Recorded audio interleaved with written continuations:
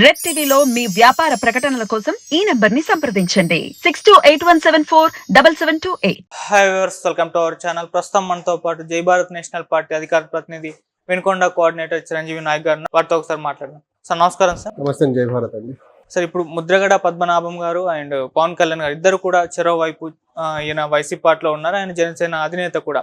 అయితే ఇప్పుడు కాపులలో బలంగా మరి వీళ్ళిద్దరిలో ఎవరికి ఓట్లేయారు, ఎవరిని నమ్మాలి అంటారు? మీ ఒపీనియన్ దీనిపై? అంటే ఒకటండి, ఇప్పుడు ఇవి పవన్ కళ్యాణ్ గారికి కానీ లేకపోతే ముద్రగడ పద్మనాభం గారికి కానీ కాపుల మీద పేటెంట్ రైట్స్ అయితే వీళ్ళిద్దరిలో ఎవరికి లేవు. ఫర్ దట్ మ్యాటర్ ఏ కులం మీద కూడా పేటెంట్ రైట్స్ ఎవరికి ఉండవు. అట్ ద సేమ్ టైము వీళ్ళిద్దరిలో ఎవరి సైడ్ నిలవాలంటే మేమేమంటామంటే జై భారత్ నేషనల్ పార్టీ తరఫున ఒక కాపు కులస్తులే కాదు, ఆంధ్రప్రదేశ్లో ఉన్న ప్రతి కులంలో ఉన్న వాళ్ళందరినీ మేము అభ్యర్థించేదంటే రాష్ట్ర అభివృద్ధి కోసము, రాష్ట్ర హితం కోసము, రాష్ట్రం యొక్క బాగు కోసము ఆంధ్రప్రదేశ్లో ప్రజలందరూ జై భారత్ నేషనల్ పార్టీ వైపు చూడాలని నేను అంటానండి. ఓకే, అంటే అప్పుడు ముద్రగడ పద్మనాభం గారు ఫైట్ చేస్తారు కదా కాపుల కోసం అని చెప్పేసి, వాళ్ళ రైట్స్ కోసం అని చెప్పేసి ఆ మధ్య చాలా ఫైట్ చేస్తారు కదా చంద్రబాబు గారి హయాంలో. ఈ మధ్య ఎందుకు చేయట్లేదు? మరి ఈ మధ్య 2019 నుంచి 2019 ఆయన రిజర్వేషన్ కోసం పోరాడారండి. జగన్మోహన్ రెడ్డి గారు బేషరత గోదావరి జిల్లాలో మీటింగ్ పెట్టి కాపులకు రిజర్వేషన్ ఇవ్వను అన్నారు. ఇవ్వనంటే ఉద్యమం పెద్ద చేయాలి కదా.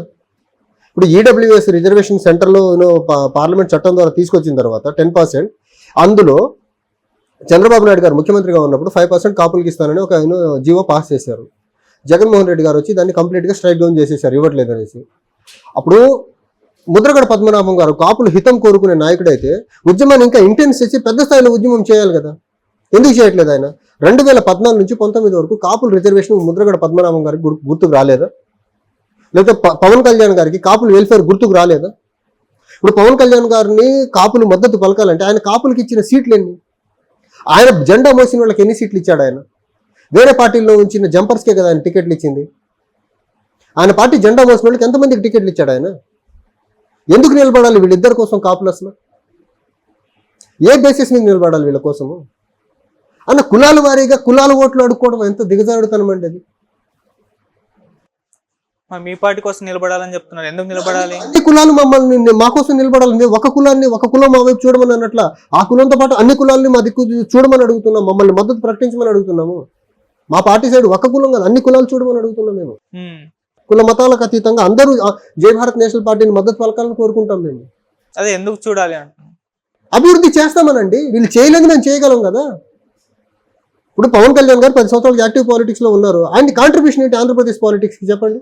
ముద్రగడ గారు ఎప్పటి నుంచో ఉన్నారు, ఆయన కాంట్రిబ్యూషన్ ఏంటి? ఆయన సొంత సామాజిక వర్గం కోసం పోరాడడం ఏం ఉద్ధరించారు ఆ సామాజిక వర్గం కోసం? అయినా కులం ప్రాతిపదికన ఓట్లు అడిగే వాళ్ళు అసలు నాయకులుగా ఎలా చూస్తాం మనం? చెప్పండి. అసలు వాళ్ళు కావాలంటే కుల సంఘాలు పెట్టుకొని పని చేసుకోమనండి. వాళ్ళకి రాజకీయాలు ఎందుకు? కులం గురించి మాట్లాడే వాళ్ళకి ఈ మధ్య టీవీలో కూడా డిబేట్ అయితే చాలా డిబేట్స్ ఎక్కువైపోతున్నాయి. ఒక కులం చుట్టూ రాజకీయం ఏంటండి? ఆంధ్రప్రదేశ్లో వేరే కులాలు లేవా? కులాల చుట్టూ రాజకీయం తిప్పడం ఏంటి? అసలు అభివృద్ధి చుట్టూ కదా రాజకీయం తిరగాల్సింది. రాష్ట్రంలో ఉన్న పెండింగ్ సమస్యల చుట్టూ కదా తిరగాల్సింది. ఆంధ్రప్రదేశ్ రాజధాని ఎక్కడుందో దాని చుట్టూ కదా రాజకీయాలు తిరగాల్సింది. ఇప్పుడు ఏపీ పాలిటిక్స్ అంత అలానే ఉన్నాయి కదా. ఏపీ కాదు, దేశంలో పాలిటిక్స్ అని ఇలానే ఉన్నాయి కదా. ఈ సోకాల్డ్ ఎస్టాబ్లిష్డ్ పార్టీస్ ఏవైతే ఉన్నాయో, బలమైన పార్టీలు అనుకున్న ప్రలోభాలతో రాజకీయాలు చేసే పార్టీలన్నీ ఇదే కులాన్ని కానీ మతాన్ని కానీ లేకపోతే ప్రాంతాన్ని కానీ అడ్డు పెట్టుకుని రాజకీయాలు చేస్తున్నాయి. ఆ ప్రాంతం యొక్క అభివృద్ధి కోసం కానీ state as a holistic welfare గురించి వీళ్ళు రాజకీయాలు ఎప్పుడు చేయట్లేదు. ఏ పార్టీ చేయట్లేదు. దరిద్రం. దేశంలో ఉన్న ఎస్టాబ్లిష్డ్ పార్టీస్, రాష్ట్రాల్లో ఉన్న ఎస్టాబ్లిష్డ్ పార్టీస్ అన్ని ఓట్ బ్యాంక్ పాలిటిక్స్కే కన్ఫైన్ అయ్యి, రాజకీయం అంటే ఓట్ బ్యాంకు, ఆ ఓట్ బ్యాంక్ చుట్టే రాజకీయాలు తిప్పుతారు తప్ప అభివృద్ధి చుట్టూ రాజకీయం తిప్పే పరిస్థితి దేశంలో కానీ రాష్ట్రంలో కానీ లేదు. దీన్ని రూపుమాపాలన్నదే జై భారత్ నేషనల్ పార్టీ యొక్క ప్రథమ లక్ష్యం.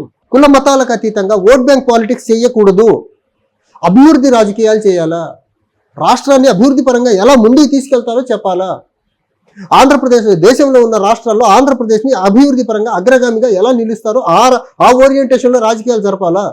అంతే తప్ప కులాల చుట్టూ రాజకీయాలు ఏంటండి? 21st సెంచరీలో కులాల చుట్టూ రాజకీయాలు ఏంటి? కానీ ఇప్పుడు పవన్ కళ్యాణ్ గారు ఒక్కసారి కూడా అధికారంలోకి రాలేదు. మరి ఆయన డెవలప్మెంట్ గురించి మీరు ఇప్పుడు పవన్ కళ్యాణ్ గారు అధికారంలోకి రాలేదంటే ఎవరేం చేస్తారండి దాన్ని? ఆయన 21 సీట్లతో పోటీ చేసి 21 సీట్లతో ముఖ్యమంత్రి అవుతారు. ఆయన 170 స్థానాల్లో ఆయనగా పోటీ చేస్తే ఆయన ముఖ్యమంత్రి అవుతారేమో, ప్రజలు ఆదరిస్తే. 21 సీట్లతో ముఖ్యమంత్రి ఎలా అవుతారు? కన్సిస్టెంట్ పాలిటిక్స్ ఎప్పుడైనా చేశారు ఆయన? 14లో బీజేపీ టీడీపీ అన్నారు, 19లో బీఎస్పీ లెఫ్ట్ అన్నారు, మళ్ళీ తర్వాత 19లో ఓడిపోయిన తర్వాత మళ్ళీ బీజేపీ అన్నారు, తర్వాత మళ్ళీ ఇప్పుడు బీజేపీ టీడీపీ ముగ్గురుతో కలిసి పోటీ. ఒక కన్సిస్టెన్సీ ఎక్కడైనా, స్టెబిలిటీ ఎక్కడుంది? జనాల్ని ఎవరినన్నా విశ్వసించాలంటే ఒక స్టెబిలిటీ అనేది ఉండాలి కదా. ఒక్కొక్క ఎలక్షన్కి ఒక్కొక్క స్టాన్స్ ఒక్కొక్కళ్ళతో పొత్తు పెట్టుకుంటే జనాలు ఎలా సమర్థిస్తారు మీ స్టాన్స్ని? అంటే మీరు ఏ రకమైన రాజకీయ ఆట ఆడినా ప్రజలు అలా చూస్తూ ఊరుకుంటారు అనుకుంటున్నారు ఏంటి? ప్రజలకు క్లారిటీ ఉంటుంది, ప్రజలకు అభిప్రాయం ఉంటుంది. ప్రజాభిప్రాయం అనుగుణంగానే మనం రాజకీయాలు చేయాలి. అక్కడ మన అభిప్రాయానికి అనుగుణంగా రాజకీయాలు చేస్తే ప్రజలు ఆదరించరండి. ఇప్పుడు ఆంధ్రప్రదేశ్ ప్రజలు అభివృద్ధి కోరుకుంటున్నారు. 10 సంవత్సరాలుగా మోసం చేస్తున్న బీజేపీని ఆంధ్ర రాష్ట్రం నుంచి తరిమి కొట్టాలనుకుంటున్నారు. అలాంటి బీజేపీని తీసుకొచ్చి మీరు ఆంధ్రప్రదేశ్లో పెడతారేంటి? తీసుకొచ్చి పెట్టింది కాక ఒక కులం చుట్టూ రాజకీయాలు తిప్పాలని చూస్తారు, 2 వ్యక్తుల చుట్టూ రాజకీయాలు తిప్పాలని చూస్తారు. అంటే రాష్ట్రం అంటే ఒక కులం 2 వ్యక్తులు కాదు కదా. ఇటు చూస్తే ముద్రగడ పద్మనాభం గారు పోటీ అయితే చేయట్లేదు. మరి ఏమంటే వ్యక్తుల చుట్టూ రాజకీయాలు తిప్పొద్దండి, రాష్ట్రం చుట్టూ రాజకీయాలు తిప్పాలా, రాష్ట్ర అభివృద్ధి చుట్టూ రాజకీయాలు తిప్పాలంటున్నాం మేము. 2 వ్యక్తుల చుట్టూ ఎందుకు తిప్పుతున్నారు రాజకీయాన్ని? టైమ్ అండ్ అగైన్ 70 సంవత్సరాలుగా జరుగుతుంది ఇదే కదా. 2 వ్యక్తుల చుట్టూ లేకపోతే 2-3 కులాల చుట్టూ రాజకీయాలు తిప్పే కదా ఆంధ్రప్రదేశ్ని రాజధాని లేని రాష్ట్రంగా మిగిలిచింది. గత 10 సంవత్సరాల్లో కూడా 2 వ్యక్తుల చుట్టూ లేకపోతే 2 పార్టీల చుట్టూ రాజకీయం తిప్పబట్టే కదా పోలవరం ప్రాజెక్ట్ పూర్తి కానిది, రైల్వే జోన్ రానిది, మనకు ఆంధ్రప్రదేశ్ అభివృద్ధి పరంగా వెనకబడిపోయింది. ఈ 2 పార్టీల చుట్టూ 2 కులాల చుట్టూ లేకపోతే 2-3 వ్యక్తుల చుట్టూ రాజకీయం తిప్పడం ఆపినప్పుడే ఆంధ్రప్రదేశ్ అభివృద్ధిలో ముందుకెళ్తుంది. దాంట్లో ప్రధాన భూమికి పోషించాల్సింది మీలాంటి మీడియా వాళ్ళండి. ఇలాంటి ప్రస్తావన తీసుకుంటే ఆంధ్రప్రదేశ్లో 10 సంవత్సరాలుగా బీజేపీ చేసిన మోసాన్ని ఎక్స్పోజ్ చేయాల్సిన మీడియా అది అడగకుండా కులాల చుట్టూ మతాల చుట్టూ రాజకీయాలు తిప్పుతారేంటి? అసలు ఆంధ్రప్రదేశ్కి బీజేపీ 10 సంవత్సరాలుగా ద్రోహం చేస్తున్న అంశాలన్నింటినీ స్టెప్ బై స్టెప్ ఎలా ఎక్స్పోజ్ చేయాలి? మీడియా పని అది కదా. కొన్ని పార్టీలు కొమ్ము కాస్తే ఏమొస్తుందండి, కొన్ని కులాల కొమ్ము కాస్తే ఏమొస్తుంది మీడియాకి?